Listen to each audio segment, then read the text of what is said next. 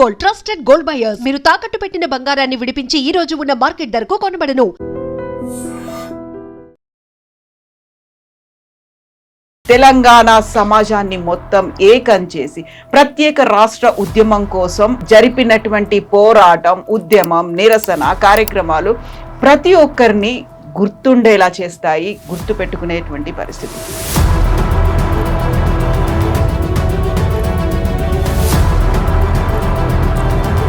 తెలంగాణ అసాధ్యం అనుకున్నారు, అస్సలే కాదనుకున్నారు, రాదనుకున్నారు. ఒకవేళ వచ్చినా కానీ ఎలాంటి తెలంగాణలో మీరు ఉండబోతున్నారు అనే దానికి సంబంధించి విపరీతమైనటువంటి అది వక్రీకరణలు అనుకుంటారా, లేకుంటే విమర్శలు అనుకుంటారా? తెలంగాణ నష్టపోయింది నిజమే, కానీ ఇంత బలవంతుల మధ్యలో ఈ దేశాన్నే శాసించే ఒక బలమైన సామాజిక వర్గం ఈ రాష్ట్రాన్ని ఏలుతున్నటువంటి సందర్భంలో అది సాధ్యమవుతుందా? తెలంగాణ రావాలి, తెలంగాణ వస్తేనే తెలంగాణ బ్రతుకులు బాగుపడతాయి, కానీ ఇంత బలవంతుల మధ్యలో సాధ్యమవుతుందా అనే అనుమానం తెలంగాణ వచ్చే వరకు కూడా మాకు కొనసాగుతూనే ఉంది. చాలా సంఘటనలు జరిగినప్పుడు ప్రతిసారి అంటే ప్రజా మద్దతు ఉందా లేదా అని అనుకున్న టైంలో ఎస్ మాకు మద్దతు ఉంది అని నిరూపించుకోవడానికి ప్రతిసారి రాజీనామాలు చేసేది, ప్రతిసారి ఉప ఎన్నికలు వచ్చేది. గడ్డిపోచలాగా పాడేస్తాం పదవులని. నిజానికి వార్డు మెంబర్గా రాజీనామా చేయాలంటే భయం వేసేటువంటి ఈ రోజుల్లో ఎమ్మెల్యేగా, ఎంపీగా, అంతెందుకు నామినేటెడ్గా అయినటువంటి ఎమ్మెల్సీలను కూడా రాజీనామా చేయించినారు. ఇక్కడ నుండి ఢిల్లీకి కార్లలో పోదామని ఒక ప్రపోజల్ పెట్టారు. దాదాపు 600 కార్లు హైదరాబాదు నడిబొడ్డున చార్మినార్ దగ్గరలో చంద్రాయనగుట్ట ప్రాంతం నుండి సిటీని చీల్చుకుంటూ మా 600 కార్లు ఢిల్లీ వరకు 3 రోజులు ప్రయాణం చేసినాం. ఎవరైతే ఒరిజినల్గా అక్కడ ప్రాణత్యాగం చేశారో, ఎవరైతే ఉద్యమకారులుగా ఉన్నారో వాళ్ళకి సరైనటువంటి గుర్తింపు ఇవ్వలేదు. తెలంగాణ ఉద్యమానికి చెందినటువంటి వారిని మీరు మర్చిపోయారు. బాగా గుర్తున్నది ఆ ఎపిసోడ్ అంతా కూడా 2009 నుండి 2014 వరకు నేనే వ్యక్తిగతంగా 22 శవాలను మోసి ఉంటాను.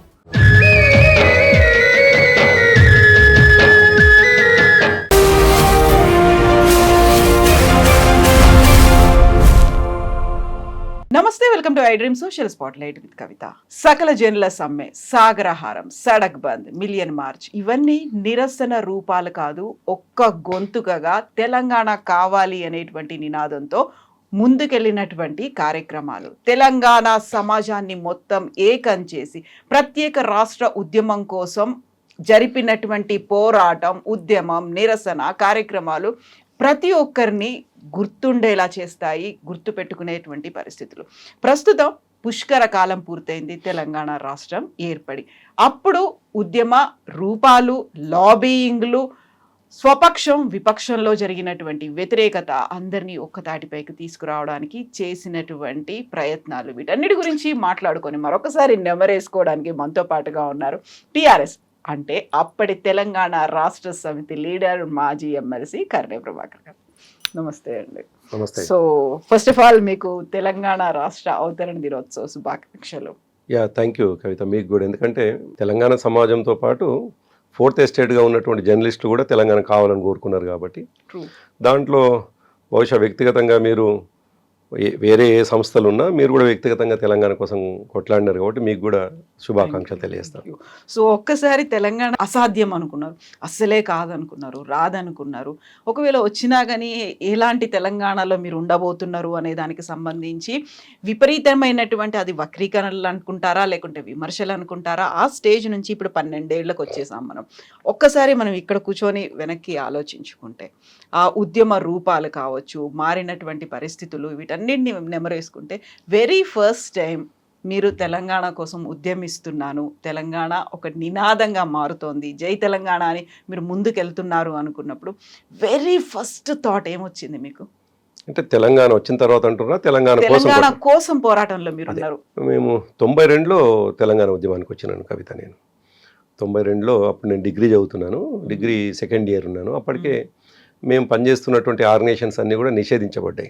మేము విద్యార్థి ఆర్గనైజేషన్స్ ఉన్నప్పుడు ఆ విద్యార్థి ఆర్గనైజేషన్స్, తర్వాత యువజన ఆర్గనైజేషన్స్, మెయిన్ స్ట్రీమ్ సంబంధించినటువంటి ఆర్గనైజేషన్ నిషేధించబడ్డ తర్వాత ఏదో ఒక కవర్ ఆర్గనైజేషన్ పేరు మీద పనిచేయాలి అని చెప్పేసి ఆలోచన చేసి మేము ఆనాడు భువనగిరిలో తెలంగాణ విద్యార్థి సంఘం అని ఒక బ్యానర్ పేరుతోటి కొన్ని యాక్టివిటీస్ చేసేవాళ్ళం. పెద్ద యాక్టివిటీస్ ఏం కాదు కానీ విద్యార్థుల్ని ఏదో వెల్కమ్ సంబంధించినటువంటి అదేవిధంగా ఫేర్వెల్ పార్టీలు ఇటువంటివి చేస్తూ, అంటే ఒక ఉద్యమ సంస్థని నెలకొల్పాలి అనే ఒక ఆలోచన 92లో.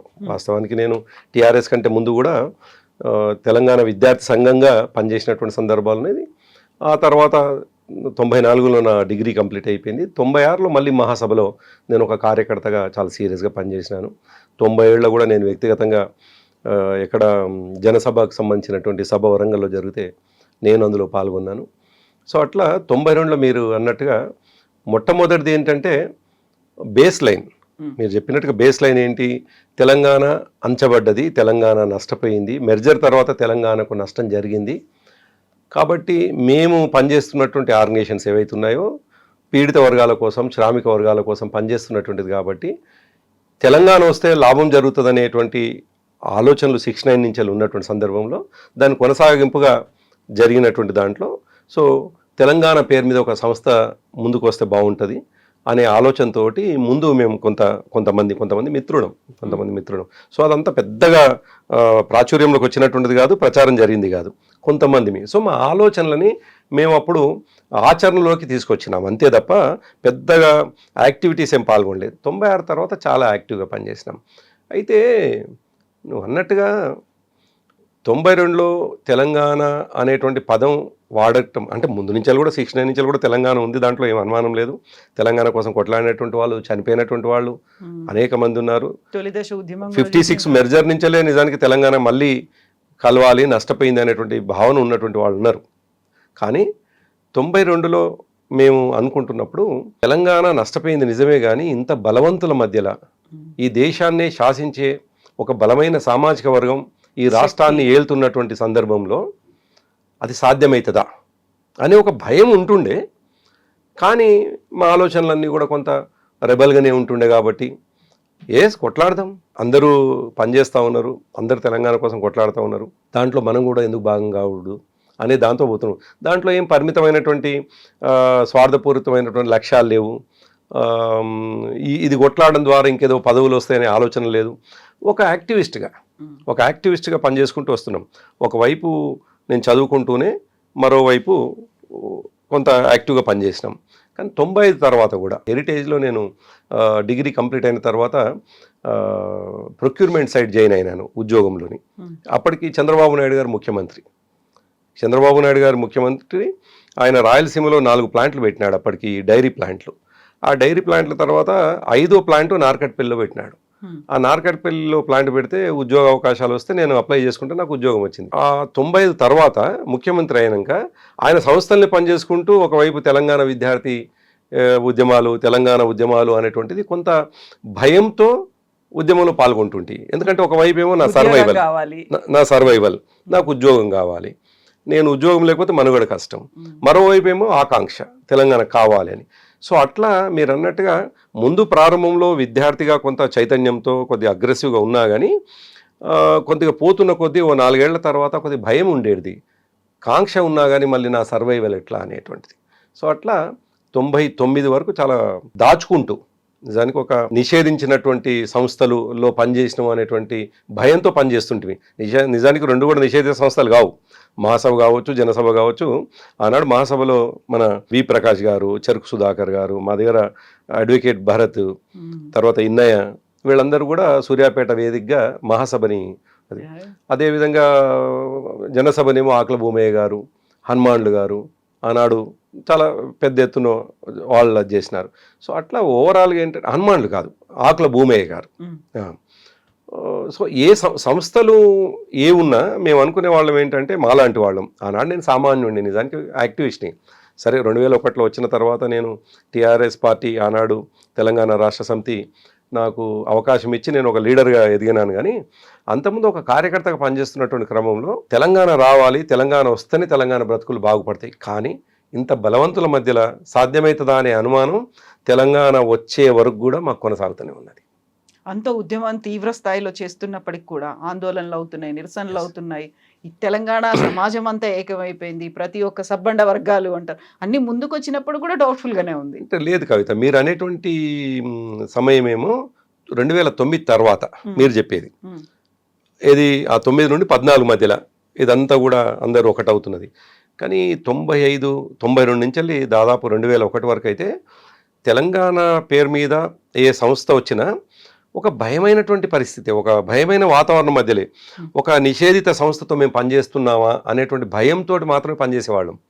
అది ఎంత పెద్ద సభ కానీ, వరంగల్లో జరిగింది లక్షలాది వచ్చిన సభ కానీ, సూర్యాపేటలో జరిగిన వేలాదిగా మంది వచ్చిన సభ కానీ, సభ అయినంతసేపు ఉత్సాహంగానే ఉండేవాళ్ళం, సభ తర్వాత భయంతో ఇంటికి చేరుకునేవాళ్ళం. ఈ సభకు వేస్తే మా మీద ఏమన్నా నిర్బంధం ఉంటుందేమో, కేసులు అవుతాయేమో అని ఒక భయం ఉంటుండే. అబ్బో తెలంగాణ అనే పేరు ఎత్తుకుంటే ఇది ఒక నిషిద్ధ పదం లాగా అయిపోయింది. అప్పటికే ఆనాడు యనమల రామకృష్ణుడు మీకు బహుశా గుర్తుండుంటుంది, వినయ్ భాస్కర్ గారి ఇప్పుడు ఎమ్మెల్యే మా వినయ్ భాస్కర్ గారి అన్న ప్రణయ్ భాస్కర్ గారు తెలంగాణ అంటే తెలంగాణ అనొద్దండి వెనుకబడ్డ ప్రాంతం అనాలి అనేటువంటి పరిస్థితి, అంటే తెలంగాణ పదాన్నే నిషేధించినటువంటి పరిస్థితి. ఇంకా తెలంగాణ జెండాను ఎత్తుకొని ఎట్లా పోతాం మేము? సో అదేమో ఒక ఫేజ్. నిజానికి 2001 తెలంగాణ రాష్ట్ర సమితి ప్రారంభమయ్యే వరకు కూడా, తెలంగాణ రాష్ట్ర సమితి ప్రారంభమైన తర్వాత కూడా అనుమానాలే మీరు చెప్పినట్టుగా. 2009 వరకు కూడా మేము పనిచేస్తూ ఉన్నాం. ఎందుకో సందర్భోచితంగా సమాజం నుంచి రావాల్సినంత స్పందన రావటం లేదు. బహుశా మీరు కూడా 2006, 2007 తర్వాత నుంచి మీరు కూడా దగ్గర నుంచి గమనించి ఉంటారు. 2001 నుండి 2009 వరకు నేను బలంగా మేము దగ్గరగా చూసినాము కేసీఆర్ గారితో. వారితోటి ఆల్మోస్ట్ రోజుకి 15-16 గంటలు ఉండేవాళ్ళం. నేను అప్పుడు యూత్ ప్రెసిడెంట్ తెలంగాణ రాష్ట్ర సమితికి రాష్ట్ర అధ్యక్షుడిగా నేను కొనసాగింది. నేను మొట్టమొదటి అధ్యక్షుడిని కూడా. సో ఆ అవకాశంతో కేసీఆర్ గారితో రోజు కూర్చునేటువంటి అవకాశం ఉండే, మాకు రోజు మాట్లాడుకునే అవకాశం ఉండే. అందులో కొద్దిగా ఫ్రంటల్ ఆర్గనైజేషన్గా మేము యువజన విభాగం అంటే ఆల్మోస్ట్ అన్ని యాక్టివిటీస్కి బాగా మేము సెంట్రిక్గా పనిచేసినాం. ఒకటి 2 ఇంటర్వ్యూస్లో కూడా చెప్పినాను, దాంట్లో ఏం దాపరికం లేకుండా. ఎందుకంటే తెలంగాణ రాకముందుకేమో భయం ఉండేది. మేము చేసినటువంటి యాక్టివిటీస్ అన్నీ కూడా, మేము చేసిన కార్యక్రమాలన్నీ కూడా బయట పెడితే ఎక్కడ ఉమ్మడి రాష్ట్రంలో కేసులు అవుతాయేమో అనేటువంటి భయం ఉంటుండే మాకు. తెలంగాణ వచ్చిన తర్వాత మీలాంటి జర్నలిస్ట్ మిత్రులు నన్ను ఇంటర్వ్యూ తీసుకుంటే దాదాపుగా మేము చేసిన దాంట్లో ఒక 50-60% చెప్పేసిన. అసలు ఏం చాలా ఆశ్చర్యకరం. కొంతమంది మిత్రులు అయితే నన్ను, మా పార్టీకి సంబంధించినటువంటి ముఖ్య నాయకులు కూడా అన్నారు నాతో, నువ్వు ఇంత ఓపెన్గా ఆనాడు జరిగినటువంటి విషయాలు చెప్పినావు, ఇప్పుడు ఉన్నటువంటి ప్రభుత్వాలు కేసు పెట్టవా? లేదు, ఆనాడు జరిగింది తప్పని నువ్వు భయం కాలేదా అని అంటే, ఆనాడు చేసింది తప్పని భయం పడలేదు నేను, ప్లస్ ఇప్పుడు కేసులు పెట్టేటువంటి అవకాశము కూడా లేదు. నేను చేసిందంతా ఉమ్మడి రాష్ట్రంలో ఇష్యూస్ సహా చెప్పినాను నేను, ఏ సంఘటనలతో సహా. వనపర్తిలో ఒక బస్సు దహనం కానీ, మా దగ్గర నార్కట్పల్లి దగ్గర అమ్మనబోల్లో ఒక బస్సు దహనం కానీ, అదేవిధంగా నేనే ప్రత్యక్షం. నేను ఇది మీడియాకి ఆల్రెడీ పోయింది, అందుకే ఇప్పుడు మీ దగ్గర చెప్పడానికి పెద్దగా ఆల్రెడీ పబ్లిక్ డొమైన్లో ఉంది. ఒక ఇంటర్వ్యూలో ఒక సీనియర్ జర్నలిస్ట్ మీలాంటి వాళ్ళు అడిగితే ఎందుకో అన్ని, అది కూడా ఇటువంటి సందర్భమే. ఇప్పుడు జూన్ 2కి సంబంధించి మీరు ఎట్లయితే ఇంటర్వ్యూ చేస్తూ ఉన్నారో అట్లా ఆయన ఏదో సందర్భానికి నన్ను అడిగినాడు అనమాట. కేసీఆర్ గారి దీక్ష సందర్భంగా ఏమేమి జరిగినాయి అని అడిగినప్పుడు జరిగిన విషయాలు చెప్తే నిజానికి ఆయన కూడా ఆశ్చర్యపోయాడు. అసలు తెర వెనుక ఇన్ని సంఘటనలు జరిగితే ఎవరో చేసిపోయినారు అనుకున్నాం తప్ప మీలాంటి వాళ్ళు చేసిరని మేము ఊహించలేదు. ప్లస్ మీరు అసలు జనానికి ఫోకస్ అయిందేమో ఒక తీరుగా, కొద్దిగా మీడియాలో ఉంటారనో లేకపోతే కొద్దిగా పార్టీలో జనరల్ సెక్రటరీలో పాలిట్ బ్యూరోలో ఉన్నారు అనుకున్నాం తప్ప మీరు ఒక కార్యకర్తలాగా ఇంత మిలిటెంట్గా పనిచేసినారని చెప్పి మేము అనుకోలేదు అని చాలామంది మిత్రులు అన్నారు. సో ఆనాడు చేసినటువంటివి అంత మిలిటెంట్గా ఎందుకు చేయాల్సి వచ్చింది అని అంటే, ఒక రకమైనటువంటి తెగింపు, తెలంగాణ రావాలనేటువంటి ఒక తెగింపు, కానీ ఇంత దుర్మార్గుల మధ్యలో వస్తుందా అనేటువంటి ఒక భయం. అట్లా 2009 వరకు ఒక రకమైనటువంటి భయం ఉంటే మేము చాలా తక్కువ మందిమే, మేము సిగ్గుపడాల్సిన అవసరం కూడా లేదు. తెలంగాణ రాష్ట్ర సమితిగా ప్రారంభమైతే సందర్భానుసారంగా మేము ప్రజల ముందుకు మ్యాండేటరీగా ప్రజల ముందుకు పోయినటువంటి సందర్భంలో సభలు సక్సెస్ అయ్యేదే తప్ప సభలు సక్సెస్ అయ్యేదే తప్ప ఆ తర్వాత పార్లమెంటరీ సిస్టాన్ని ఎన్నుకుందాం అనుకున్నప్పుడు ప్రజల నుంచి ఆ స్థాయిలో చాలా మిక్స్డ్ వస్తుండేది ఫలితాలు. కొన్నిసార్లు మాకు ఒక విధమైనటువంటి నిర్లిప్తత, ఒక రకమైనటువంటి బాధ కలుగుతుండేది. 2009 జనాలు బలంగా కోరుకోవట్లేదా, మమ్మల్ని నమ్మట్లేదా? మేబీ నేనేమో ఇప్పుడు దాన్ని కూడా ఏం బేషజాలకు పోను, తప్పు పట్టను. మమ్మల్ని నమ్మట్లేదా తెలియదు, కోరుకోవట్లేదా తెలియదు. సో 2009 వరకు కూడా అది అట్లనే కొనసాగింది. 2009లో ఎప్పుడైతే కేసీఆర్ గారు నిర్ణయం తీసుకున్నారు, బలమైన నిర్ణయం. ఆ తర్వాతనే కదా ఇదంతా కూడా మిగతా సమాజంలో ఉన్నటువంటి అన్ని రాజకీయ పార్టీలు అందరూ కూడా కలిసి వచ్చింది. సో 2009 వరకు మాత్రం మేము ఒంటరి పోరాటమే ఉంది, బలమైన కాంక్ష లేదు అన్న నేను. దాన్ని తెలంగాణ కావాలనుకునే సెక్షన్ లేదు అని అన్నాను. వాళ్ళని మనం తక్కువ చేసి కూడా చూడడానికి లేదు. ఎందుకంటే 96 ఏంది, 97 ఏంది, మహాసభ, జనసభ ఇవన్నీ కార్యక్రమాలు జరిగినాయి కదా. కొంతమంది అమరులైనారు కదా, అనేక మంది, జయశంకర్ సార్ లాంటి వాళ్ళు అనేక మంది తెగింపు, ఆయన వైస్ ఛాన్సలర్గా ఉండి కూడా తెలంగాణ కావాలనుకున్నటువంటి వ్యక్తే కదా.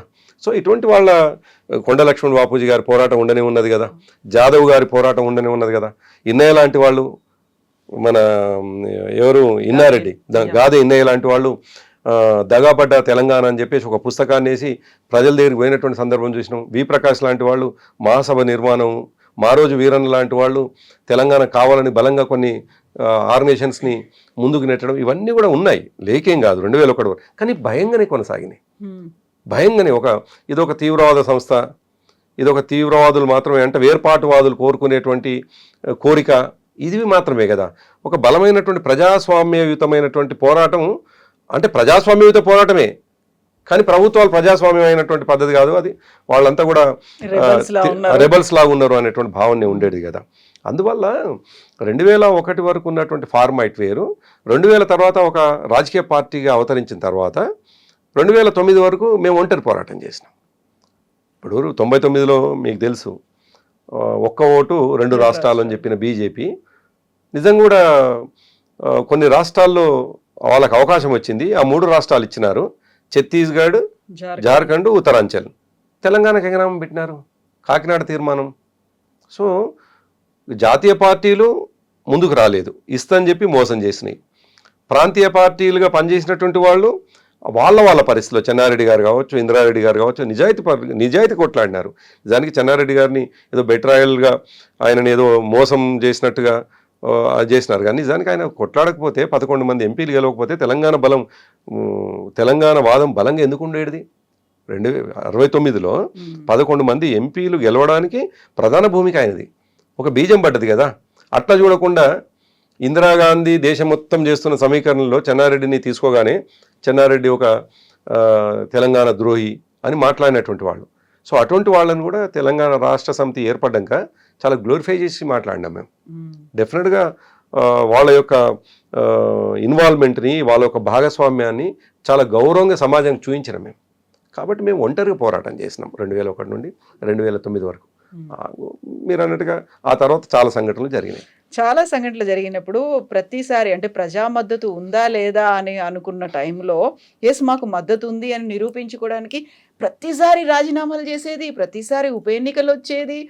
అది ఏ రకంగా ఒక నిరసన అంటారా, ఏకరూపంగా మేము అందరం కావాలని గొంతెత్తి వినిపిస్తున్నామంటారా? ఒక్కోసారి ఎదురు దెబ్బలు తగ్గాయి, ఒకసారి భారీ మెజారిటీ అనేది వచ్చింది. ఉప ఎన్నిక ఎందుకు బలవంతంగా పెడుతున్నారు, తీసుకొస్తున్నారు, ప్రజలు కోరుకుంటున్నారా, మీరెందుకు రాజీనామాలు చేయిస్తున్నారు అనేటువంటి ఆరోపణలు, విమర్శలు కూడా వచ్చాయి మీ మీదే. అవును, మీరు అన్నట్టుగా మేము తీసుకునేటువంటి కొన్ని నిర్ణయాల్ని ప్రజలు 60-70% కొన్ని సందర్భాల్లో అంగీకరించారు, కొన్ని సందర్భాల్లో మమ్మల్ని తిప్పికొట్టిండ్రు కూడా, మమ్మల్ని వ్యతిరేకించారు కూడా. దానికి అఫ్కోర్స్ ఆనాడు ఉన్నటువంటి రాజకీయ వాతావరణం అనుకుందామా, లేదు ప్రజల్లో ఇంకా ఆ స్థాయిలో చైతన్యం రాలేదనుకుందామా, తెలంగాణ కోరిక రాలేదా తెలియదు. కానీ తెలంగాణ కోసం మాత్రమే పుట్టినటువంటి తెలంగాణ రాష్ట్ర సమితి ప్రజల ముందుకు పోయినప్పుడు ప్రజల ఆకాంక్ష ఆ స్థాయిలో ఉంటే ప్రతిసారి మ్యాండేటరీ ఇవ్వాలి కదా. 2004లో 26 మందిని గెలిపించింది ఆనాడు. అంతేందుకు 2004లో నన్ను కూడా మునుగోడు నుండి తెలంగాణ వాదం కోసం మాత్రం నిలబెట్టినారు. కమ్యూనిస్టు పార్టీలను అక్కడ అలయన్స్లో భాగంగా కాంగ్రెస్ పార్టీ అలయన్స్ ఇస్తే కమ్యూనిస్టు పార్టీలు వ్యతిరేకించినాయి తెలంగాణని. మాలాంటి వాళ్ళని ఒక 8-10 మందిని కమ్యూనిస్టులు ఎక్కడైతే పోటీ చేసిందో నిలబెట్టినారు. అసలు మినిమం ఓట్లు కూడా మాకు రానటువంటి పరిస్థితి. కారణం ఏంది? వాళ్ళకు రాజకీయపరమైనటువంటి వాతావరణాన్ని చూసినారు తప్ప తెలంగాణ కోసం ఒక జెండా పట్టుకొచ్చినటువంటి వాళ్ళని హక్కున చేర్చుకోవాలని 2004లో కనిపించలేదు. ఆ తర్వాత సరే, అందుకే కేసీఆర్ గారు ఏం చేసినారంటే 2001లో పార్టీ పెట్టేనాడే మాట్లాడుతున్నటువంటి సందర్భంలో ఆయన చాలా స్పష్టమైన పందాన్ని ఎన్నుకున్నారు. ఆయన స్పష్టమైన అవగాహనతో ఉన్నారు. అఫ్కోర్స్ కేసీఆర్ గారు పార్టీ పెట్టినాడు, అన్ని రకాల మనుషులు ఆయనతో జత అయినారు, తోడైనారు, ఎక్స్ట్రీమ్గా పనిచేసినటువంటి వాళ్ళు అయినారు, కొంత లెఫ్ట్ ఆర్గనైజేషన్స్లో పనిచేసిన వాళ్ళు, ఎక్స్ట్రీమ్ రైట్ వింగ్లలో పనిచేసినటువంటి బీజేపీకి సంబంధించినటువంటి వాళ్ళు కూడా ఆయనతో తోడైనారు. కానీ ఆయన ముందు నుంచి చెప్పుకుంటూ వస్తున్నది, ఒకవైపు మనం ఉద్యమాన్ని ముందుకు పోతేనే మరోవైపు పార్లమెంటరీ సిస్టమ్ని అడాప్ట్ చేసుకోకపోతే, నేను దేశంలో అనేక సంఘటనలు చూసినాను, ప్రపంచవ్యాప్తంగా కూడా అనేక చదివినాను. నేను పార్లమెంటరీ సిస్టమ్ని అడాప్ట్ చేసుకున్నటువంటి లక్ష్యాలే నెరవేరినాయి, కానీ మిలిటెంట్గా పోయినటువంటి పోరాటాలు చాలా తక్కువ అయినాయి. ఈవెన్ గాంధీ విషయంలో కూడా ఆయన పార్లమెంట్ సిస్టమ్ని ఎంచుకోకపోవచ్చు, కానీ శాంతియుత మార్గం ఎన్నుకున్నాడు. అందుకే ఉద్యమాన్ని శాంతియుత మార్గాన్ని తీసుకుపోవాలి, పార్టీనేమో రాజకీయంగా ముందుకు తీసుకుపోతూ పార్లమెంటరీ సిస్టాన్ని అడాప్ట్ చేసుకొని ఎన్నికలు వచ్చిన ప్రతి ఎన్నికల్లో మనం భాగస్వామ్యం చేయాలి ప్రజల్ని. ఎందుకు ఆ మాటను ఆయన మైన్యూట్గా కొంత పోయి మాట్లాడినప్పుడు చెప్పేవాడు. ఇప్పుడు ఫర్ ఎగ్జాంపుల్ ఒక ఊర్లో వార్డు మెంబర్గా ఆయన పోటీ చేస్తే, ఒక ఊర్లో 10 వార్డులు ఉంటాయి అనుకుంటే, ఒక 1000 ఓట్ల ఊర్లో 10 మందిని మనం వార్డు మెంబర్లుగా నిలబెడితే, ఒక సర్పంచ్గా నిలబెడితే, ఆయన చుట్టూ ఉన్నటువంటి కుటుంబ సభ్యులు 10, 15, 20 మంది అయితే జై తెలంగాణ అంటారు కదా. వార్డు మెంబర్ కోసమైనా, ఆయన కుటుంబ సభ్యుని గెలిపించుకోవడం కోసమైనా జై తెలంగాణ అంటారు. అది జయశంకర్ చెప్పినట్టుగా భావజాల వ్యాప్తి అనేది ఉంటుంది, వాళ్ళ మీద ప్రభావం చూపిస్తుంది అని. ఎగ్జాక్ట్లీ. సో 20 మంది అయినా జెండా పట్టుకొని, గులాబీ జెండా పట్టుకొని తెలంగాణ రాష్ట్ర సమితి జిందాబాద్ అని చెప్పేసి తిరిగినారు అనుకోండి, డెఫినెట్గా మాకు లాభం అవుతుంది కదా అనేటువంటిది కేసీఆర్ గారు. ఆయన నిజంగా ఆయన ఎంచుకున్న పంథా ఏదైతుందో సక్సెస్ అయింది చూడండి. వార్డు మెంబర్ నుండి మొదలుకొని పార్లమెంటరీ వరకు ప్రతి ఎన్నికల్లో పోటీ చేసినాం. అయితే పోటీ చేస్తున్నటువంటి కొన్ని సందర్భాల్లో వాతావరణం అనుకూలించకపోవచ్చు కావచ్చు, మీరు అన్నట్టుగా కొన్ని సందర్భాల్లో ఆ స్థాయిలో ప్రజల్ని మేము చైతన్యం చేయకపోవచ్చు, అవేర్నెస్ తెలంగాణ రాష్ట్ర ఆవశ్యకతని ఆ స్థాయిలో చెప్పకపోవచ్చు, కొన్ని సందర్భాల్లో మమ్మల్ని నమ్మకపోవచ్చు, మెప్పించలేకపోవచ్చు. కాబట్టి చాలా మిక్స్డ్ కనిపించినాయి. మీకు గతంలో 26 మందిలో 10 మంది ఏమో ఆల్రెడీ వెళ్ళిపోయినారు, 16 మంది పోటీ చేస్తే 9 మంది 10 మంది గెలిచినాం మేము అంతే. 9 మంది కాదు, 6 మందో 7 మందో గెలిచినాం అంతే. చాలా ఇప్పుడు సికింద్రాబాద్లో పద్మారావు గారు ఓడిపోయినారు, జడ్చర్లలో లక్ష్మారెడ్డి గారు ఓడిపోయినారు, చాలామంది ఓడిపోయినారు. సో అట్లా వీళ్ళే కాదు, వినోద్ గారు ఎంపీగా ఓడిపోయినారు. అప్పుడు ఎంపీలు కూడా రాజీనామా చేసినాం కదా, మళ్ళీ ఇద్దరే గెలిచినారు. 6 ఎంపీలు ఉంటే 2 మాత్రమే గెలిచినారు.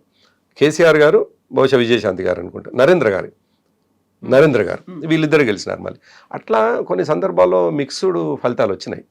మనము ఒకే రకమైన ఫలితాలు 2009 వరకు కనిపించలే. ఇక 2009లో అయితే చాలా చాలా భయంకరమైనటువంటి వాతావరణమే కదా. మేము దాదాపు 42లో మేము పోటీ చేసినాము, 42లో పోటీ చేసినాము, అన్అఫిషియల్గా 52లో చేసినట్టున్నాం. కేవలం 10 సీట్లు మాత్రమే గెలిపించినారు మాకు. అప్పుడు ఒక రకమైనటువంటి మాకు, అరే 9 సంవత్సరాలు ప్రజల్ని చైతన్యం చేస్తే, 9 సంవత్సరాలు జెండా పట్టుకొని ప్రజల దగ్గరికి వెళ్తే, అనేక సందర్భాల్లో త్యాగాలు చేస్తే, రాజీనామాలు చేస్తే, కేసీఆర్ గారు అయితే చాలా సందర్భాల్లో ఆయన్ని అంటుండే గడ్డిపోచలాగా పాడేస్తాం పదవులని. నిజానికి వార్డు మెంబర్గా రాజీనామా చేయాలంటే భయం వేసేటువంటి ఈ రోజుల్లో ఎమ్మెల్యేగా, ఎంపీగా, అంతెందుకు నామినేటెడ్గా అయినటువంటి ఎమ్మెల్సీలను కూడా రాజీనామా చేయించినారు. అది అవసరం లేనటువంటివి వాళ్ళని కూడా రాజీనామా చేయించినాడు. అంటే మనం ఎక్కడ కూడా మన చిత్తశుద్ధి విషయంలో ప్రజలు శంకించవద్దు, మన నిజాయితీ విషయంలో ప్రజల్లో ఏమాత్రం అది ఉండకూడదు అని చేస్తే, ప్రజల నుంచి వెళ్ళి 9 వరకు మా పార్టీ పట్ల, నేను తెలంగాణ పట్ల అనను, మా పార్టీ పట్ల ఎందుకో కొంత అది ఉండే. ఎప్పుడైతే కేసీఆర్ గారి తెగింపు ప్రజలకు కనిపించిందో పార్టీలన్నీ కూడా ఒకటవుతూ వచ్చినాయి. అట్లా మీరు అడిగినట్టుగా మిక్స్డ్ ఫలితాలు మేము అనుభవించినాం. 2001లో పార్టీ పెట్టినప్పుడు 2 జిల్లాలు మాత్రమే గెలిచినాము, 85, 86, 88 జెడ్పీటీసీలు గెలిచినాము, 85 ఎంపీపీలు ఏదో గెలిచినాము.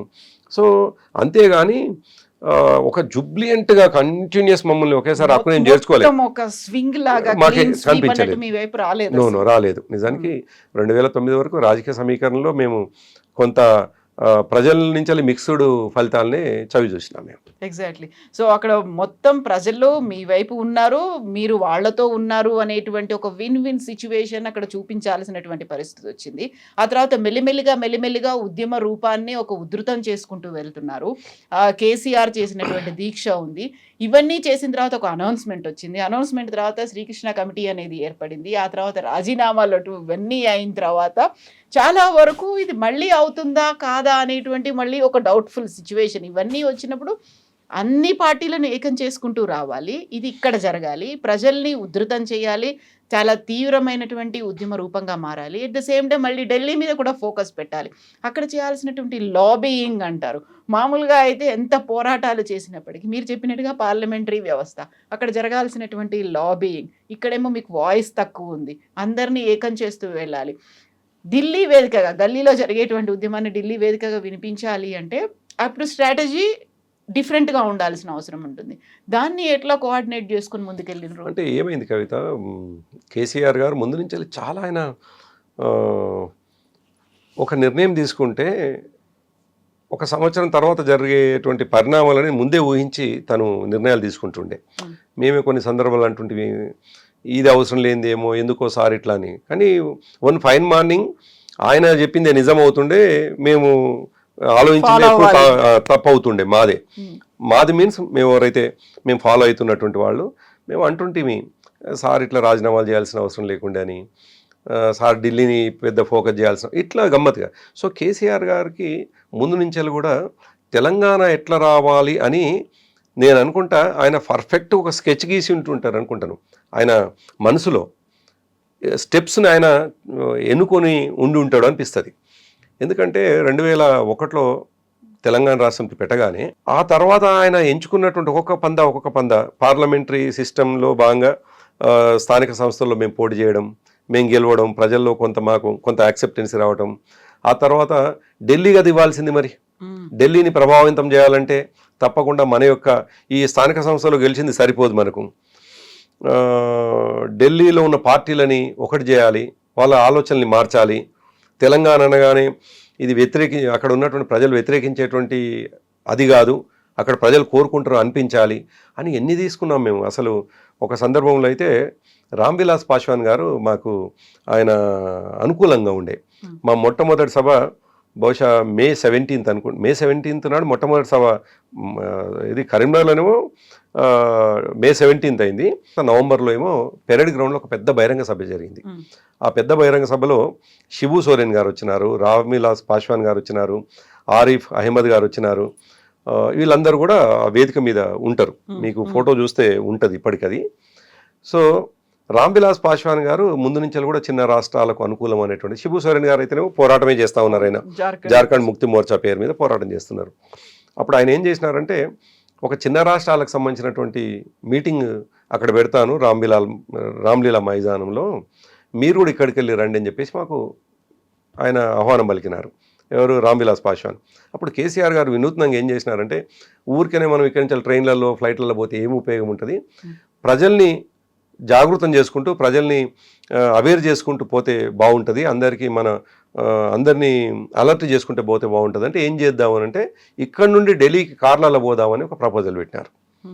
దాదాపు 600 కార్లు హైదరాబాదు నడిబొడ్డున చార్మినార్ దగ్గరలో చంద్రాయనగుట్ట ప్రాంతం నుండి సిటీని చీల్చుకుంటూ మా 600 కార్లు ఢిల్లీ వరకు 3 రోజులు ప్రయాణం చేసినాం. మేము పోతున్న సమయంలో దాదాపుగా హైదరాబాదు, రంగారెడ్డి, మెదక్, కరీంనగర్లో కొంత భాగము, నిజామాబాదు, ఆదిలాబాద్, ఇట్లా చీల్చుకుంటూ పోయినాం కంప్లీట్గా.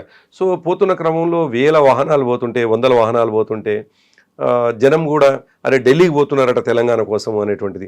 అంటే ఎంచుకునేటువంటి పద్ధతి, ప్రజల్ని అవేర్ చేయడానికి మేము ఎంచుకున్నటువంటి పద్ధతులు చాలా వినూత్నంగా కనిపించినాయి. ఒకటి కాదు, అసలు నాకు తెలిసి మీ ఇంటర్వ్యూ సరిపోదు, సమయము చాలా డీటెయిల్గా ఉంటుంది. ఇవన్నీ కూడా నిరసనలా లేకుంటే ఉద్యమాన్ని చూపించే ఉద్యమ రూపాలు. అయితే మేము ఢిల్లీ వరకు పోతుంటే మధ్యలో అప్పటికే బుందేల్ఖండ్ మూమెంట్ ఒకటి, నాగ్పూర్లోనేమో విదర్భ అనే ఒక మూమెంట్ జరుగుతుండే. ఆయన బన్వారీలాల్ పురోహిత్ అని చెప్పేసి మొన్నటిదాకా తమిళనాడు గవర్నర్ ఉండే, వారు అప్పుడు మూమెంట్లో ఉండే, ఆయన ఎంపీగా ఉండే. ఆయన విదర్భ అనేటువంటి మూమెంట్ని నడిపిండు. మేము నాగ్పూర్ని టచ్ చేసుకుంటూ వెళ్ళినాం. తర్వాత ఝాన్సీనేమో బుందేల్ఖండ్ని టచ్ చేసుకుంటూ పోతా ఉన్నాం. సో మేము పోతున్న కొద్దీ అక్కడ ఉన్నటువంటి ప్రజల్లో కూడా అరే ఎవరు వీళ్ళు ఈ గులాబీ జెండాని కట్టుకొని కార్లకు ఇన్ని వెహికల్ పోతున్నాయని పెద్ద చర్చ జరిగింది.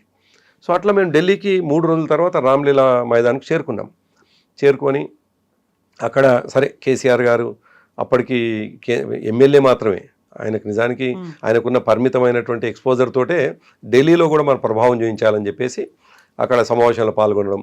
ఆ తర్వాత వాళ్ళు ఏం చేసినారంటే భవిష్యత్ ప్రణాళికలో భాగంగా ఒంటరిగా కొట్లాడితే బాగుండదు, సమిష్టిగా కొట్లాడదాం. సమిష్టి అంటే దేశంలో ఎక్కడెక్కడ చిన్న రాష్ట్రాల డిమాండ్ ఉన్నది అని అనుకున్నప్పుడు నేను చెప్పే బుందేల్ఖండ్ కావచ్చు, విదర్భ కావచ్చు, మన ఇది తెలంగాణ కావచ్చు, ఇట్లా కొన్ని రాష్ట్రాలని మేము సెలెక్ట్ చేసుకున్నాం.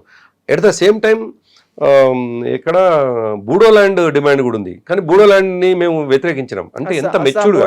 ఎస్, ఎందుకంటే అస్సాము రాష్ట్రంలో బోడోల్యాండ్ ఏదైతే వాళ్ళు కోరుతున్నారో అది దేశ భద్రతకు సంబంధించినటువంటి సబ్జెక్టు. ఒకవేళ ఆ రాష్ట్రం నుంచి బోడోల్యాండ్ విడిపోతే దేశ భద్రతకు సంబంధించిన అంశాలు ముడిపడి ఉన్నాయి అందులో.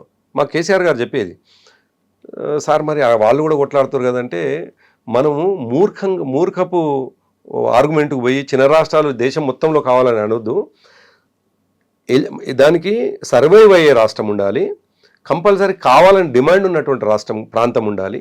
ఇవన్నీ ఉండకుండా ఊరికనే ఈ దేశ భద్రతకు కూడా ముప్పు అనేటువంటి డిమాండ్ల పట్ల మనం అనుకూలంగా ఉంటే మనల్ని కూడా ఆ కోవల వేస్తారు.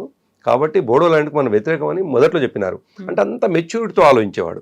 ఆయన వయసు ఎంత కవిత ఆనాడు? 48 సంవత్సరాలు.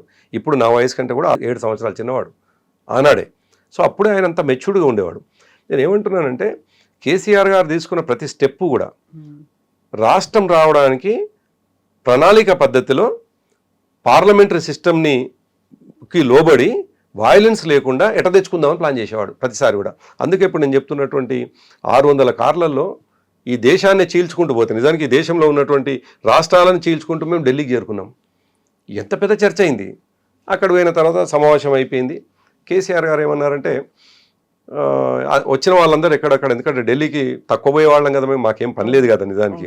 వచ్చిన నాయకులందరూ ఆగ్రా చూడడానికి కొంతమంది పోయినారు, కొంతమంది కాశ్మీర్ వైపు పోయినారు, కొంతమంది ఇంకో వైపు పోయినారు. అంతా కేసీఆర్ గారు మాత్రం మమ్మల్ని మీరు ఎక్కడ పోయేది లేదా, నాతోటే ఉండాలి అని చెప్పేసి, నేను అప్పుడు బాలమల్లి గారిని సిద్దిపేట, తర్వాత భాస్కర్ అని నాతో పాటు ఫ్రెండ్ ఉంటుండే గాడాల భాస్కర్ అని, ఇంకో ఆయన లక్కిరెడ్డి ప్రభాకర్ అని, మేము 4 టీము నా కారులో, ప్లస్ కేసీఆర్ గారితో పాటేమో వి ప్రకాష్ గారు, ఒక ఆయన మురళీధర్ రావు దేశపాండే అని చెప్పేసి ఉండే పార్టీలో, ఇప్పుడు లేరు ఆయన. తర్వాత జగదీష్ రెడ్డి ఉండే, తర్వాత సుదర్శన్ రావు అని పార్టీ సిటీ ప్రెసిడెంట్ ఉండే, రెహమాన్ అని ఎమ్మెల్సీ ఉండే. మేమందరం ఒక 10-12 మంది సభ్యులుగా మళ్ళీ ఢిల్లీ నుండి బై రోడ్డు హైదరాబాద్కు ప్రయాణమైనాం.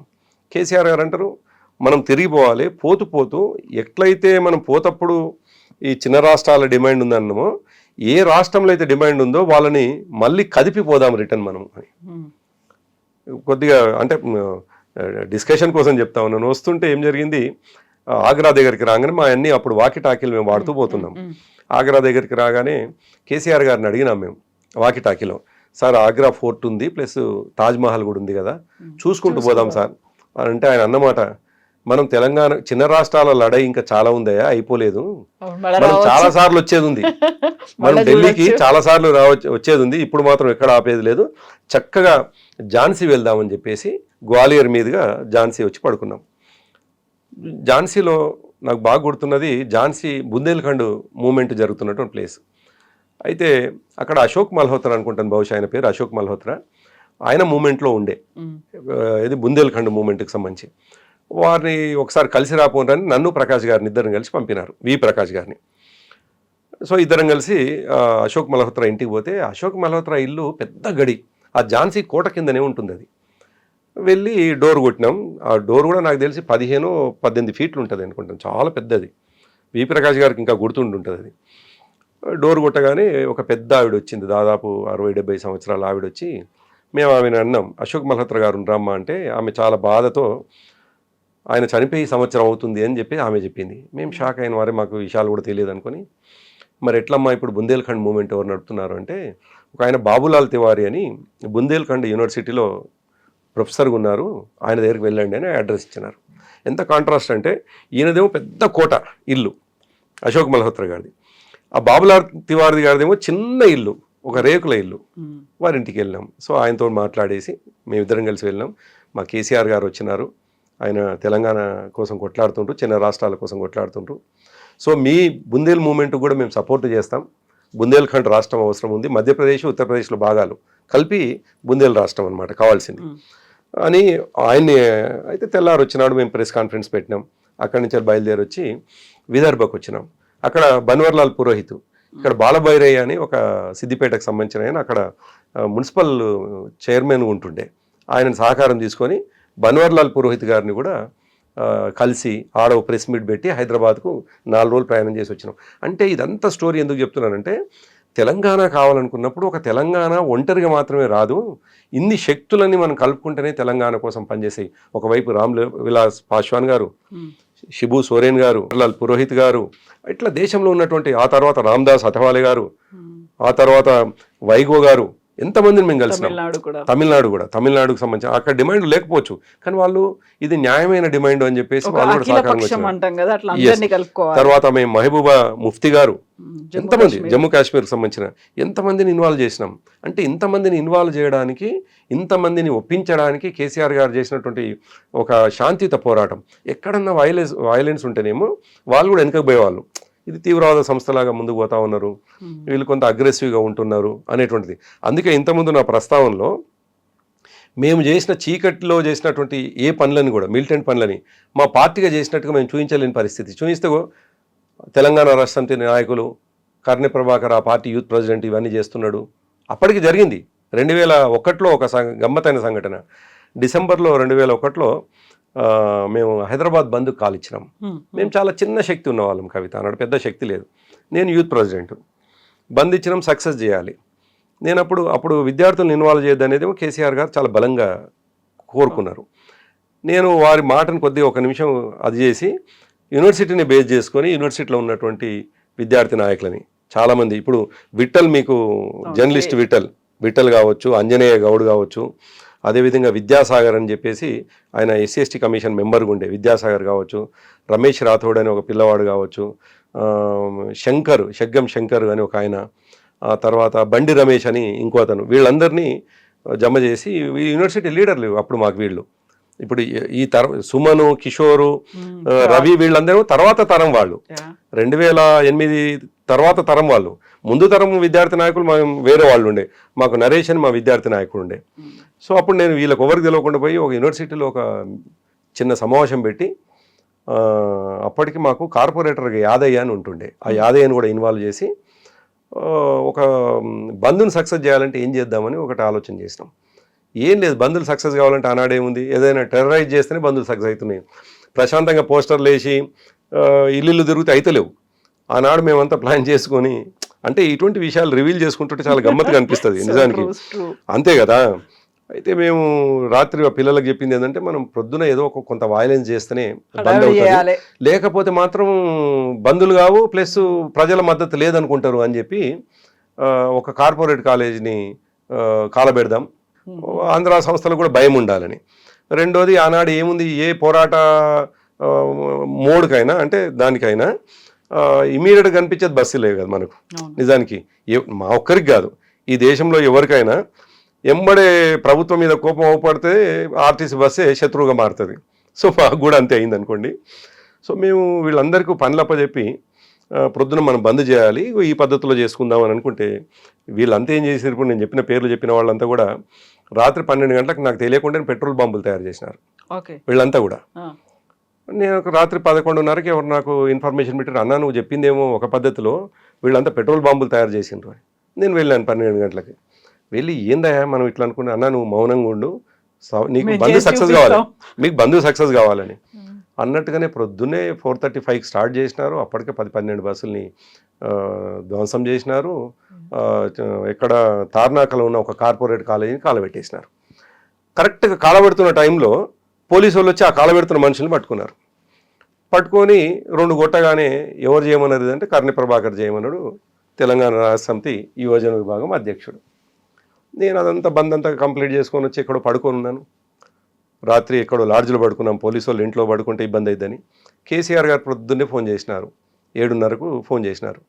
ఫోన్ చేసి ఆయన కేసీఆర్ గారు ఇంటి నెంబర్ 23555798 ఆ నెంబర్కి వెళ్ళి నాకు ఫోన్ వస్తుంది ప్రొద్దున్నే. అరే ఏంద్రా ప్రొద్దున్నే ఫోన్ వస్తుందని చూసేసరికి ఎక్కడున్నావా అంటే, ఇట్లా సార్ అంటే, సార్ నువ్వు చేసిన చక్కదనం ఆ కమిషనర్ నీకోసం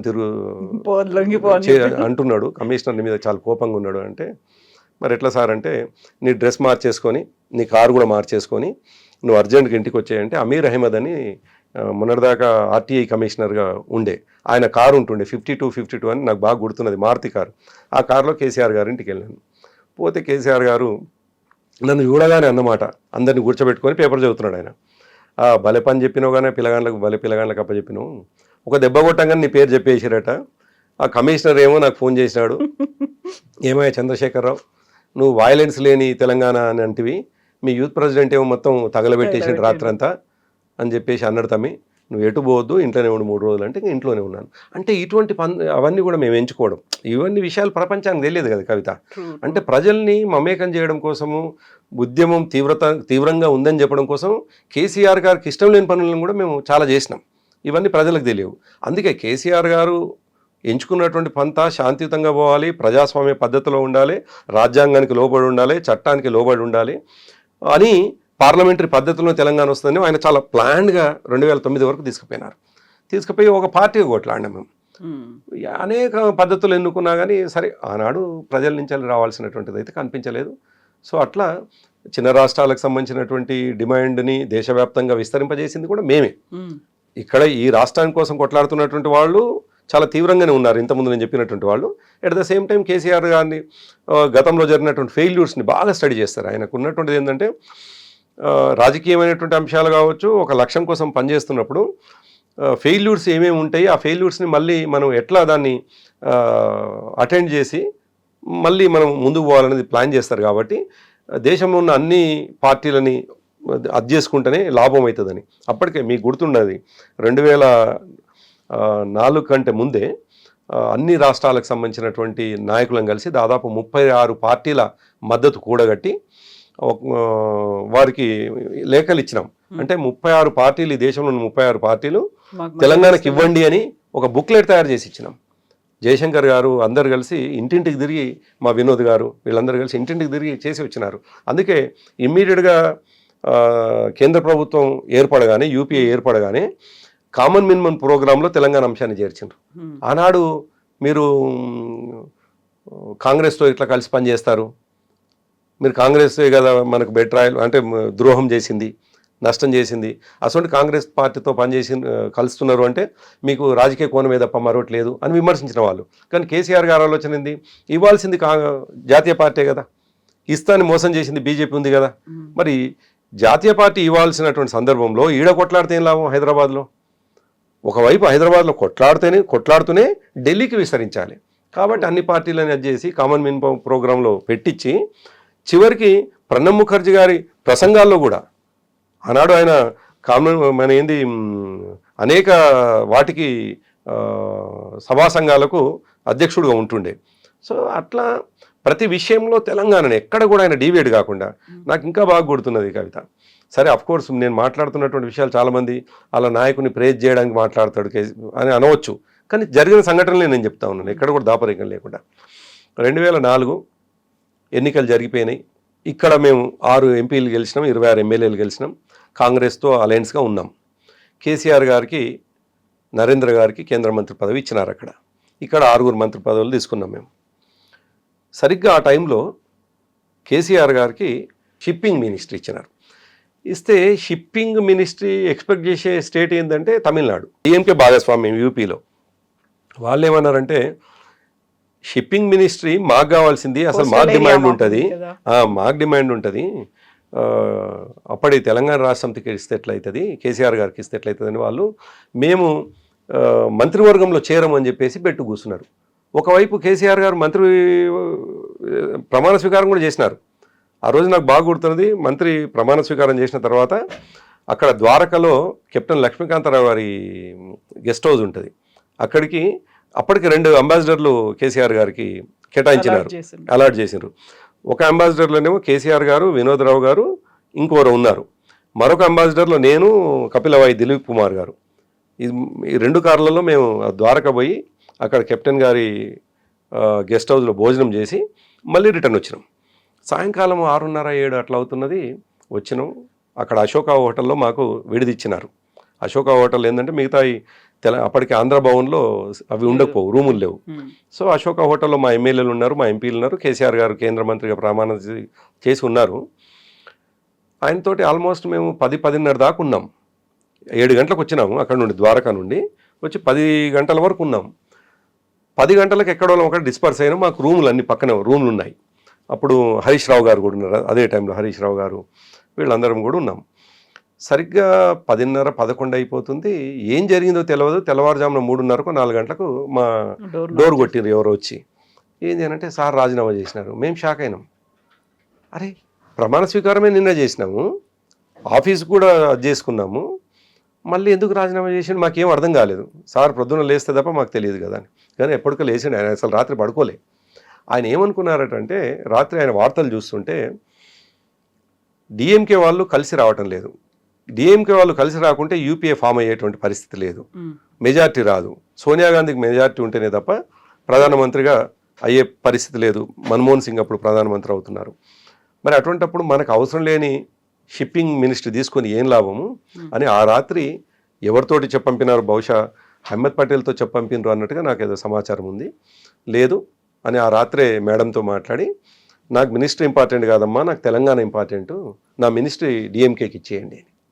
తెల్లారేసరికి ఇంకా ఎంత ఆశ్చర్యకరం అంటే, ఈయన ముందు రోజు ప్రమాణ స్వీకారం చేశారు కాబట్టి ఈ షిప్పింగ్లో చాలా పెద్ద వ్యవస్థ ఉన్నట్టుంది. అది నాకు తెలిసి ఇంటర్నేషనల్కి సంబంధించినటువంటి వ్యాపారస్తులు ఉంటారు. కేసీఆర్ గారు రాజీనామా చేసిన విషయం చాలామందికి తెలియక, కొంతమంది కొరియా వాళ్ళు, కొంతమంది వివిధ దేశాలకు సంబంధించిన వాళ్ళు బొకేస్ పట్టుకొని పొద్దున్న 7 గంటలకు కేసీఆర్ గారు ఛాంబర్ ముందర ఉన్నారు, విజిట్ చేయడానికి వచ్చారనమాట. అయితే రాజీనామా ఎందుకు చేసిండనే విషయం అప్పటికి మాకు క్లారిటీ లేదు. ఆయన పొద్దున్న 8-8:30కి అందుబాటులోకి వస్తారు. సో అట్లా నేను ఇంత అంటే పాయింట్ టు పాయింట్ ఎందుకు చెప్తా ఉన్నానంటే, తెలంగాణ కావడం కోసం మంత్రి పదవనో, తెలంగాణ కావడం కోసం ఎంపీ కావాలనో, ఎమ్మెల్యే కావాలని ఆలోచించలేదు. తెలంగాణ వచ్చిన తర్వాత సరే ప్రజలు ఎన్నుకున్నారు, కేసీఆర్ గారు ముఖ్యమంత్రి అయినారు. కానీ తెలంగాణ వచ్చేంత వరకు మాత్రం ఆయన ఈ మంత్రి పదవులు ఇవన్నీ చూడలేదు. దానికి ఉదాహరణే కేంద్ర మంత్రివర్గం నుండి ఆయన దాదాపు, మీకు ఐడియా ఉంది, 8 నెలలు 7 నెలలు ఆయన మంత్రివర్గంలో లేకుండా, అది ఏంది మంత్రివర్గంలో ఉన్నారు కానీ పోర్ట్ఫోలియో లేకుండా కొనసాగినాడు. సో ఇవన్నీ త్యాగాలే కదా, తెలంగాణ కోసం జరిగినటువంటి త్యాగాలే. అఫ్కోర్స్ ఒక పార్టీగా మేము మాకు త్యాగాల్లో భాగస్వామ్యం అయినాం.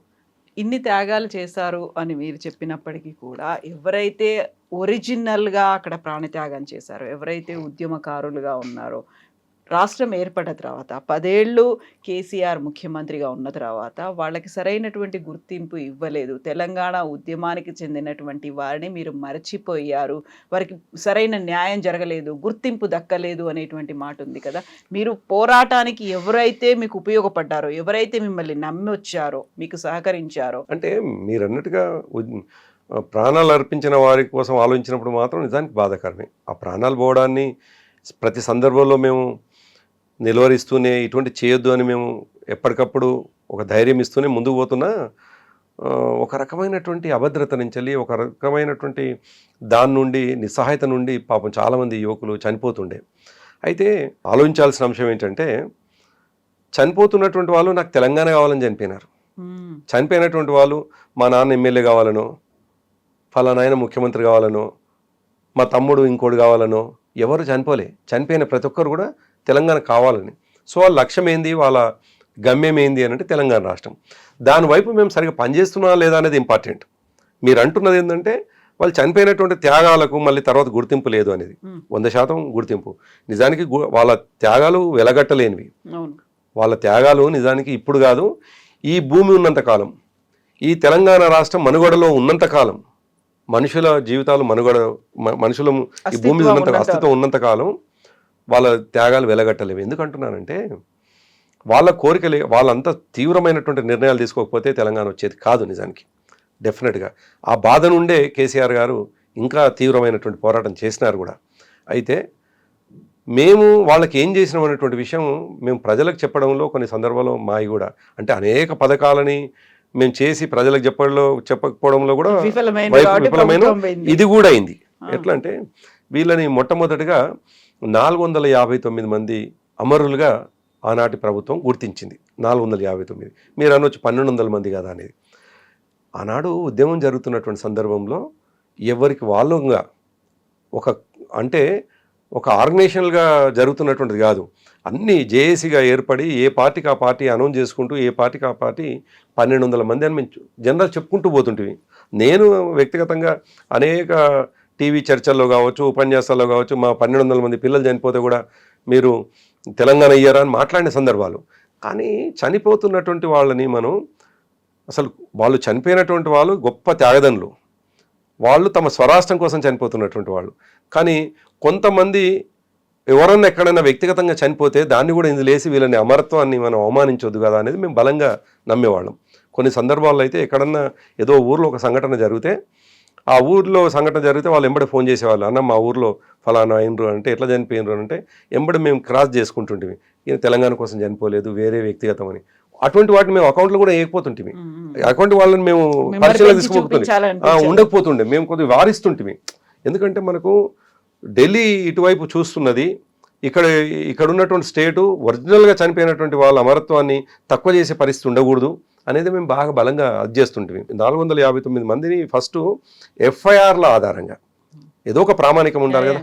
ఆ ప్రామాణికత ఏంటంటే చనిపోయినటువంటి వాళ్ళు పోలీసు వాళ్ళు పోయి ఇతను తెలంగాణ కోసం మాత్రమే చనిపోయినాడు, ఇక్కడ ఉత్తరం రాసిండు, మాట చెప్పిండు, బాధపడ్డాడు అని ఏదో ఒకటి చేసుకుని 459 గుర్తించినారు. కానీ ఆ తర్వాత మీలాంటి వాళ్ళందరూ కూడా డిమాండ్ ఇంకా ఉన్నారు కదా అని అన్నప్పుడు మేమేం చేసినాము, కలెక్టర్లకు ఇది అప్పచెప్తే కలెక్టర్లు ఇంకా కొద్దిగా లోతుగా పోయినారు. అప్పుడు 615 మందిగా తేలినారు.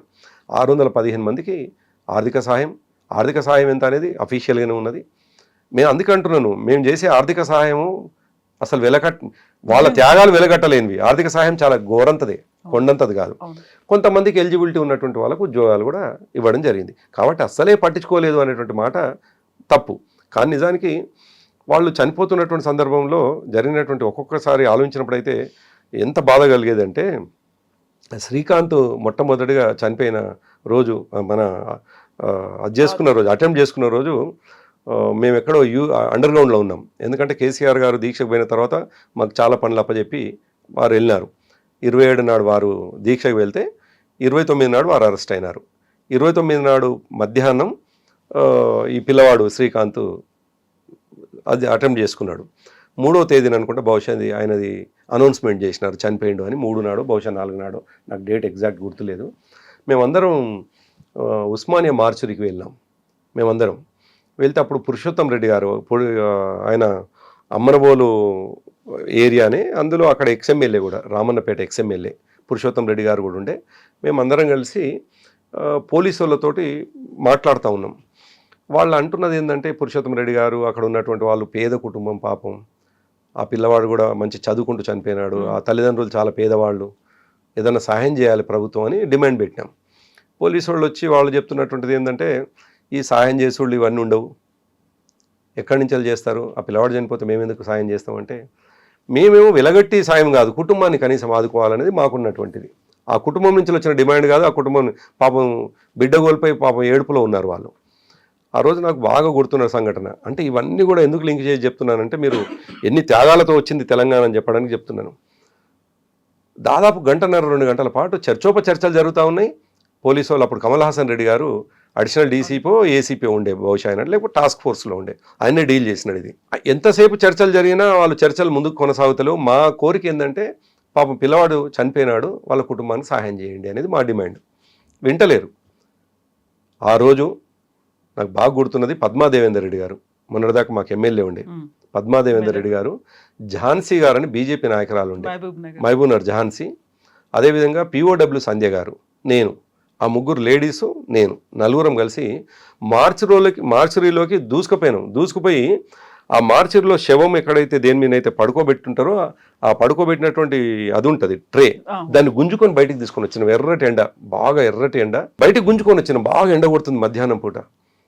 అప్పుడు పోలీసు వాళ్ళందరూ ఊరికొచ్చారు మమ్మల్ని, అరే ఎట్లా శవాన్ని ఎట్లా గుంజుకొని పోతారు అంటే, మరి ఏం చేయమంటారు, ఇప్పటిదాకా బతిలాడుతూ ఉన్నాము, ఆ కుటుంబాన్ని ఆదుకోమని బతిలాడుతున్నాము, మీరు కనీసం కనికరించడం లేదు అని అంటే, ఆయన కమల్ హాసన్ రెడ్డి గారు బహుశా ఇప్పటికి సర్వీస్లో ఉండుంటాడు, ఆయన అన్నమాట, అసలు చనిపోయిన వాళ్లకు ప్రభుత్వ పరంగా పోలీస్ పరంగా సహాయం చేయడం ఉండదు, మీరు ఎందుకు ఇట్లా మొండి పట్టుబడుతారో తెలియదు అని అంటే, నేను ఆయన రిక్వెస్ట్ చేసిన, అరే పేదవాళ్ళు కదా అంటే, ఆయన కొంత దానికి అంగీకరించి ఆయన నాకు ఒక డిమాండ్ పెట్టిండు. నాకు బాగా గుర్తున్నది. సరే మీరు అంటున్నట్టుగా కుటుంబాన్ని సహాయం చేద్దాం కానీ ఈ అమరుడైనటువంటి వ్యక్తిని అమరవీరుల స్తూపం కాడికి తీసుకుపోకండి, చక్కగా వాళ్ళ ఊరికి పొడిచేడుకు తీసుకుపోండి అని పెట్టినాడు అని కొంత ఏదో నాకు అరేంజ్మెంట్ చేసి నేను దాంట్లో కూర్చున్నాను. ఆ కుటుంబ సభ్యులకు తెలియదు పాపం, వాళ్ళకి ఎవరికి తెలియదు. మా బాధ ఏంటంటే పేద కుటుంబం కదా, పాపం బాధలో ఉంటారు అనేది మా బాధ. నేను అంబులెన్స్లో ముందు సీట్లో కూర్చోన్నాను. కానీ అప్పటికే ఆవేశంతో ఉన్నటువంటి ఉద్యమకారులు వాళ్ళు ఊరుకుంటారా, పోలీసు వాళ్ళ డిమాండ్ని పక్కన నెట్టేసిండ్రు. మాకేముందంటే ఆ కుటుంబాన్ని ఆదుకోవాలి, ఎట్లన్నా చేసి ఇప్పుడు చనిపోయింది కదా అని నాకున్నది, మా కొంతమంది ఫ్రెండ్స్కి. ఆ అంబులెన్స్ ముందల అమరవీరుల స్తూపం దాకా వాళ్ళు నినాదాలు ఇస్తూ పోలీసు వాళ్ళకు వ్యతిరేకంగా స్తూపం కాడికి తీసుకుపోయారు. ఆయన కమలాసన్ రెడ్డి గారు వచ్చి పెద్ద గోల నా మీద, నువ్వు ఏంది అన్నావు కదా, కమిట్మెంట్ ఇచ్చినావు కదా, ఇప్పుడు ఎందుకు ఎట్లా జరిగింది అని అంటే, ఇక మరి జరిగింది ఏం చేద్దాం అని. ఇంకా ఆయన మళ్ళీ తర్వాత ఫర్దర్గా సరే జరిగింది ఏదో జరిగింది కానీ ఆ ఊరు దాకా మాత్రం ఎక్కడ ఆపకుండా తీసుకుపోయారు. వాళ్ళకి ఏంటంటే తీసుకుపోతున్న దగ్గర ఎమోషన్స్ ఫ్లేర్ అప్ అయిపోయి ఏమైనా గొడవలు జరుగుతాయేమో అనేది అని ఆయన భయం. పోతూ పోతూ భువనగిరిలో మాత్రం ఆపి, ఒక భువనగిరిలో ఆపినాము, తీసుకొని పొడిచేడు ఊర్లో చేసినాం. సో ఇట్లా కుటుంబాల పట్ల ఉద్యమ సంస్థగా మేము కన్సర్న్, అంటే అందరూ డబ్బు రూపమే ఉండదు, పార్టీగా మేము వాళ్ళకి ఎటువంటి కన్సర్న్ చూపించాలో చూపించుకుంటూ వచ్చినాం. కోర్స్ ఇప్పుడు కవిత ఏమవుతుందంటే, ఇంత పెద్ద ఉద్యమం జరిగినప్పుడు చిన్న చిన్న ఎర్రర్స్ ఉంటాయి. ప్రతిదీ కూడా కేసీఆర్ గారు దేవుడేం కాదు, ఆయన మనిషే. ప్రతి కార్నర్లో ఉన్న అంశం ఆయనకు తెలియాల్సిన అవసరం కూడా ఉంటుంది. కొన్ని సందర్భాల్లో కొన్ని ఎక్కడైనా ఎర్రర్స్ ఉంటే అదే చూపించి ఇది చేయలే కదా అనేటువంటి ప్రశ్నలు వస్తుంటే అది మీలాంటి వాళ్ళు అడుగుతుంటారు. ఎంత ఆయన ఉద్యమకారుల పట్ల, అమరుల పట్ల ఎంత కన్సర్న్ చూపించాలనో చూపించినాడు, డెఫినెట్గా చూపించినాడు. ఆ కుటుంబాలను ఆదుకోవడానికి నేను ఇంతకుముందు చెప్పినటువంటి కుటుంబానికి 10 లక్షల చొప్పున ఆర్థిక సహాయం, కొంతమందికి ఎలిజిబుల్ ఉన్న వాళ్ళకు ఉద్యోగాలు కూడా ఇచ్చినాడు. నాకు బాగా గుర్తున్నది ఆ ఎపిసోడ్ అంతా కూడా 2009 నుండి 2014 వరకు నేనే వ్యక్తిగతంగా 22 శవాలను మోసి ఉంటాను. పెదగోల్కొండలో యాదయ్య, కోదాడ దగ్గర సాయి కుమారు, మన పెద్దమంగళారంలో యాదిరెడ్డి, పొడిచేడులో శ్రీకాంత్, వనపర్తిలో సువర్ణ. బోల్డ్ అంతా భారమైనటువంటి సన్నివేశాలు అవన్నీ ఉంటాయి అండ్ మెమరబుల్ మూమెంట్స్ ఉన్నాయి. అండ్ 12 ఏళ్ళు అయింది కాబట్టి అది నాస్టాలజిక్గా అనిపించేటువంటి ఒక ప్రయాణం అదైతే ఉంది. And that will go on and I can see that. Same time thank you so much. బోల్డ్ అన్ని ఇష్యూస్ ఉంటాయి నిజంగా. I can see that emotion in you. First time మిమ్మల్ని ఇలా నేను చూడడం, నిజంగా ఇన్నేళ్ల ఎక్స్పీరియన్స్లో ఎప్పుడు ఇలా. Thank you so much. Thank you.